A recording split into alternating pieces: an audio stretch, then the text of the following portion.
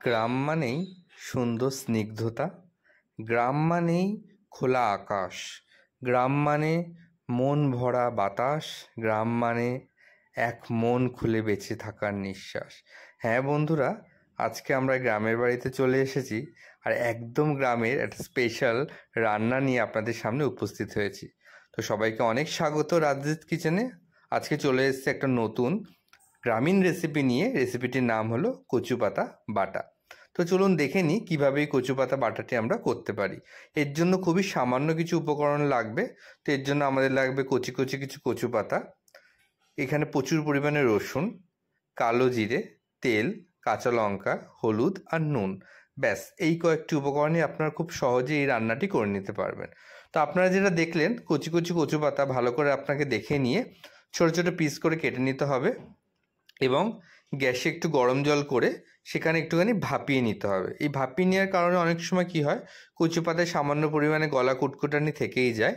তো আপনি যদি একটু ভাপিয়ে বাটেন তাহলে আপনার সেই যে চিন্তাটা সেটা একদম পুরোপুরি চলে যায়। তো আপনাকে যেটা করতে হবে, একটুখানি ভাপিয়ে নিয়ে জল ঝরিয়ে নিয়ে তারপরে এটাকে মিক্সিতে বা শিলে আপনাকে পেশাই করে নিতে হবে। আপনারা যেখানে খুশি পেশাই করে নিতে পারেন এবং পেশাই করার সময় কিছু কাঁচা লঙ্কা একই সাথে মিহি করে পেস্ট করে নিতে হবে। তাহলে আমরা এবার পরবর্তী রেসিপির যে স্টেপগুলো তাহলে আমরা চলে যাচ্ছি। আর আপনাকে যেটা মেনলি নিতে হবে, সেখানে কিছু পরিমাণ লেবু নিতে হবে। লেবুর প্রয়োগ কখন করবেন অবশ্যই সঙ্গে থাকুন, বলে দেবো। তো প্রথমে একটা কড়াই চাপিয়ে দিয়ে তাতে প্রচুর পরিমাণে সর্ষের তেল দিতে হবে। এখানে সর্ষের তেলের পরিমাণটা একটু বাড়িয়ে দিতে হবে বন্ধুরা, তাহলে আপনার টেস্টটা রান্নার অনেক বেশি বাড়বে। সাদা তেলের ইউজ করার চেষ্টা না করে বরং আপনার সর্ষের তেলেই পুরো রান্নাটা করার চেষ্টা করবেন, এতে স্বাদের মাত্রা অনেকটা বাড়িয়ে দেয়। তো তেল গরম হয়ে গেলে ওতে প্রথমে একটুখানি রসুন কুচি এবং একটু কালো জিরে ভালো করে ভেজে নিতে হবে। যেই কালো জিরে এবং রসুনটা ভালো করে ভাজা হয়ে যাবে, তখন আপনাকে যে কচু পাতার পেস্টটা আছে, যেটা আপনার মিক্সিতে অলরেডি করে রেখেছেন কাঁচা লঙ্কার সাথে, সেটাকে আপনার কড়াইতে দিয়ে আস্তে আস্তে নাড়তে থাকতে হবে।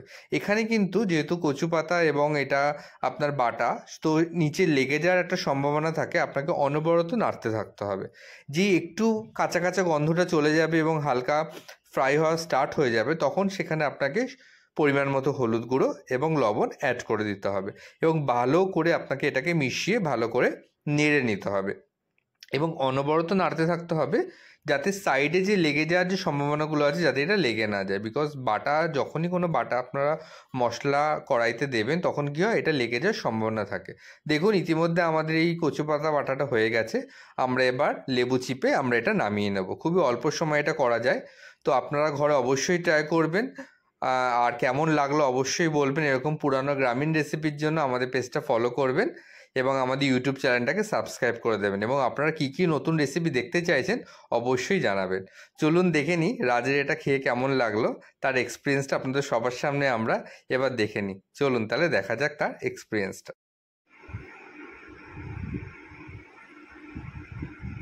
Awesome.